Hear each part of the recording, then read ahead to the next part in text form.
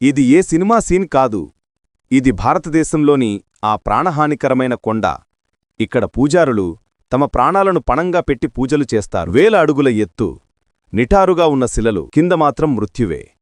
ఇది తమిళనాడులోని పర్వతమలై. ఇక్కడ ఆలయం మాత్రమే కాదు, ఈ మొత్తం పర్వతాన్నే భగవంతుడు శివుని సాక్షాత్ జీవంత స్వరూపంగా భావిస్తారు.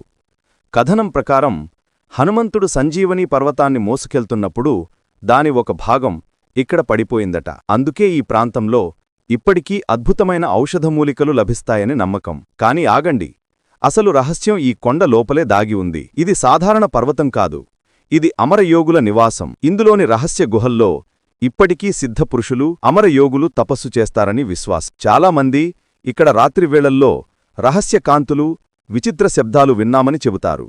బహుశా అందుకే భక్తులు ప్రాణపణంగా పెట్టి ఈ ప్రమాదకరమైన ఎక్కింపును పూర్తి చేస్తారు.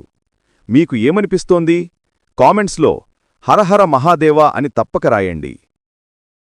Download ShareChat.